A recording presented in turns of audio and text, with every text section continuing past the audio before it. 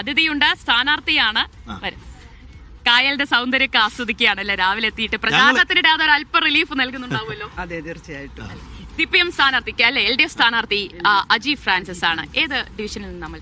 കാരണക്കോട് 35-ാം ഡിവിഷനിൽ നിന്നാണ് 35-ാം ഡിവിഷൻ കാരണക്കോടത്ത് നിന്നാണ് മത്സരിക്കുന്നത് ഇത്തവണ.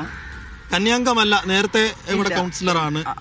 തമ്മനം 45-ാം ഡിവിഷനായിരുന്നു നേരത്തെ കൗൺസിലറായിരുന്നത് 2 ടേം. അതായത് 2005-ലും അതേപോലെ 2015-ലും കൗൺസിലറായിരുന്നു. ഇതിപ്പം എന്ന് വെച്ചാൽ കേവലം ഒരു കൗൺസിലർ മാത്രമല്ല കേട്ടോ. ഇപ്പൊ ഭരണം കിട്ടിക്കഴിഞ്ഞാൽ ഒരു പക്ഷേ മേയറൊക്കെ ആകാൻ സാധ്യതയുള്ള ഒരു 3-4 പേരൊക്കെ എടുത്തു കഴിഞ്ഞാൽ അതിൽ പ്രധാനി കൂടിയാണ്. പാർട്ടിയുടെ തീരുമാനങ്ങളാണ്. നമ്മൾക്കിപ്പോ കൗൺസിലർ ആകുക എന്നുള്ളതാണ്. വിജയിക്കുക. അതെ. അപ്പൊ മറ്റൊരു തദ്ദേശ തെരഞ്ഞെടുപ്പ് കൂടി വരുമ്പോ എത്ര വലിയ ആത്മവിശ്വാസത്തോടു കൂടിയാണ് LDF വീണ്ടും ഒരു കോർപ്പറേഷൻ തെരഞ്ഞെടുപ്പിന് ഒരുങ്ങുന്നത്? ഞങ്ങളെല്ലാവരും തന്നെ അഭിമാനത്തോടു കൂടിയാണ് ഇപ്പൊ ജനങ്ങളിലേക്ക് ഇറങ്ങുന്നത്. ഇപ്പൊ കഴിഞ്ഞ 2020 കാലഘട്ടത്തിലെ കൗൺസിൽ ഡോക്ടർ M. അനിൽകുമാറിന്റെ നേതൃത്വത്തിൽ വളരെ ഭംഗിയായിട്ടുള്ള ഒരു പ്രവർത്തനമാണ് കാഴ്ചവെച്ചിട്ടുള്ളത്. അതുകൊണ്ട് തന്നെ നമ്മൾ ഓരോ വീടുകളിലേക്കും കയറി ചെല്ലുമ്പോൾ അഭിമാനത്തോടു കൂടിയാണ്. കാരണം എല്ലാവർക്കും ഇന്ന് ഇപ്പം ഈ കഴിഞ്ഞ 5 വർഷ കാലയളവിലെ പ്രവർത്തനങ്ങൾ വളരെ ഭംഗി അനുഭവസ്ഥരാണ്. അതുകൊണ്ട് തന്നെ എല്ലാവരുടെയും ഭാഗത്തു നിന്നൊരു സ്വീകാര്യതയാണ് കയറി ചെല്ലുമ്പോൾ നമുക്ക് ലഭിക്കുന്നത്. അതുകൊണ്ട് എന്തൊക്കെയാണ് പ്രധാനപ്പെട്ട ഭരണ നേട്ടങ്ങൾ ഉയർത്തിക്കാട്ടുന്നത് മറ്റൊന്നുമല്ല, ഏറ്റവും പ്രധാനപ്പെട്ടത് നമുക്ക് പറയാവുന്നത് തുരുത്തിയുടെ വികസനമാണ്. നമുക്കറിയാമല്ലോ, സാധാരണക്കാരായ ജനങ്ങൾ സ്വപ്നം കാണാൻ പോലും സാധിക്കാത്ത ഒരു നമുക്കറിയാം. ഇപ്പം നമ്മളിവിടെ തന്നെ നോക്കുമ്പോൾ എത്രയോ വലിയ ഫ്ലാറ്റുകളാണ്. ഒരു പാവപ്പെട്ടവന് ഇതൊക്കെ പുറമേ നിന്ന് കാണുകയല്ല, അവർക്ക് അനുഭവിക്കാൻ കൂടി സാധിക്കുന്ന തരത്തിലാണ് ഈ കഴിഞ്ഞ ഭരണം കാഴ്ചവെച്ചത്. അപ്പം എന്നെ സംബന്ധിച്ചിടത്തോളം ഞാനിപ്പോൾ പ്രതിനിധാനം ചെയ്യുന്ന 35-ാം ഡിവിഷൻ കാരണക്കോണം ഇതേപോലെയുള്ള ഒരു അവസ്ഥയുണ്ട്. അവിടെ ഒരു ശാന്തിപുരം നഗർ എന്ന് പറഞ്ഞിട്ടൊരു നഗറുണ്ട്. അവിടെയും ഇതേപോലെയുള്ള ഭവന സമുച്ചയം പണിയേണ്ടതുണ്ട്. അതിൻ്റെ തറക്കല്ലിടുകയുണ്ടായി. അപ്പോൾ അത് പൂർത്തീകരിക്കാനുള്ള വലിയ ഒരു ഉത്തരവാദിത്വം ഏറ്റെടുത്തുകൊണ്ടാണ് ഞാൻ ഈ ഡിവിഷനിലേക്ക്. പക്ഷേ ഇപ്പോഴും ഈ വെള്ളക്കെട്ടും കുടിവെള്ള പ്രശ്നമൊക്കെ ഇപ്പോഴും കൊച്ചി നിവാസികൾ നേരിടുന്ന ഒരു പ്രധാന പ്രശ്നം തന്നെയല്ലേ? ആണ്. എങ്കിൽ പോലും അതിനൊരു പരിഹാരം കാണാൻ ഈ കഴിഞ്ഞ കൗൺസിലിൻ്റെ കാലത്ത് സാധിച്ചിട്ടുണ്ടായിരുന്നു. ഇപ്പോൾ 2015 ഞാൻ കൗൺസിലറായ സമയത്ത് വളരെയധികം ബുദ്ധിമുട്ട് അനുഭവിക്കേണ്ടിയുണ്ടായി. അതിനുശേഷം വന്ന കൗൺസിലാണ് ഇപ്പോൾ ഗവൺമെൻറ്റിൻ്റെ സഹായത്തോടെ ബ്രേക്ക് ത്രൂ പദ്ധതി നടപ്പാക്കുകയും വെള്ളക്കെട്ടിനൊരു ഒരുവിധം പരിഹാരം കാണാൻ സാധിച്ചിട്ടുണ്ടായിരുന്നു. അതിനി തുടരേണ്ടതുണ്ട്. നമുക്കറിയാലോ, നമ്മുടെ നഗരം വളർന്നുകൊണ്ടിരിക്കുന്ന ഒരു നഗരമാണ്.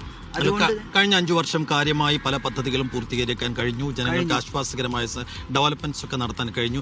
ഇനി ഒരു തവണ കൂടി അധികാരത്തിലെത്തിയാൽ ഒരു വിഷൻ എന്താണ്? എന്തെല്ലാം വികസന പ്രവർത്തികൾ കൂടുതലായി ഇവിടെ നടത്താനുണ്ട്? നിങ്ങളുടെ മനസ്സിലുള്ള പ്രോജക്റ്റുകൾ, ഭാവി ആശയങ്ങൾ, അതൊക്കെ എങ്ങനെയാണ്? നിരവധിയുണ്ട്. ഇപ്പം നമുക്കറിയാലോ, ഇപ്പോൾ മുൻ മേയറിൻ്റെ തന്നെ ഒരു സ്വപ്നമാണ് കൊച്ചി സിംഗപ്പൂർ പോലെ ആക്കണമെന്നുള്ളത്. തീർച്ചയായിട്ടും നമുക്കതിന് സാധിക്കും. അസാധ്യമായി ഒന്നും തന്നെയില്ല.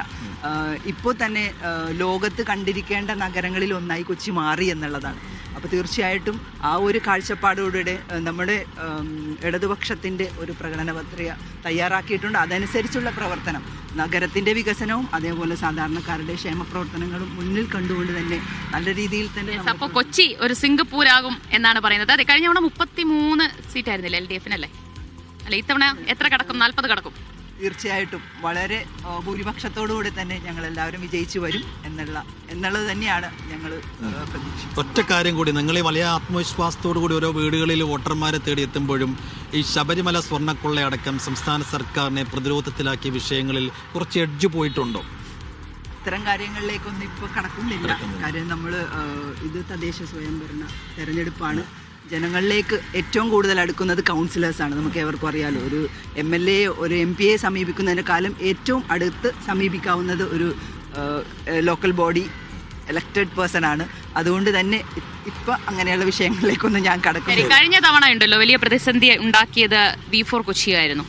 ഇത്തവണ 2020 മത്സരിക്കുന്നുണ്ട്. വലിയ ഇമ്പാക്റ്റ് ഉണ്ടാക്കാൻ സാധ്യതയില്ല. ഇപ്പം ഞാൻ മത്സരിക്കുന്ന സ്ഥലത്ത് 3 കാൻഡിഡേറ്റ്സ് മാത്രമേ ഉള്ളൂ, LDF, UDF ആൻഡ് BJP. അത് മാത്രമേ ഉള്ളൂ. അപ്പോൾ എല്ലാവരും തന്നെ വിട്ടു നിൽക്കുകയാണ്. അതുകൊണ്ട് തന്നെ നമുക്ക് അനുകൂലമാകുന്നു എന്നുള്ളതാണ് ഞങ്ങൾ കാണുന്നത്. കഴിഞ്ഞ കുറി കോൺഗ്രസ് ലീഗ് വിമതരെയൊക്കെ കൂട്ടുപിടിച്ചാണ് ഭരണം നേടിയത്. ഇക്കുറി വിമതരൊന്നും ഇല്ലാതെ ക്ലീനായി ഭരിക്കാൻ കഴിയും? തീർച്ചയായിട്ടും കഴിയും എന്നുള്ളത് നമുക്ക് കഴിഞ്ഞ ഭരണം അത് നടത്തിക്കഴിഞ്ഞതാണ്. അതുകൊണ്ട് തന്നെ അത് നമുക്ക് നടത്താൻ സാധിക്കും എന്നുള്ളതിൽ ഒരു സംശയവുമില്ല. എല്ലാ വിജയാശംസകളും നേരുന്നു. ഒരിക്കൽ കൂടി ഭരണം ലഭിച്ച് കൊച്ചിയെ സിംഗപ്പൂരാക്കാൻ കഴിയട്ടെ.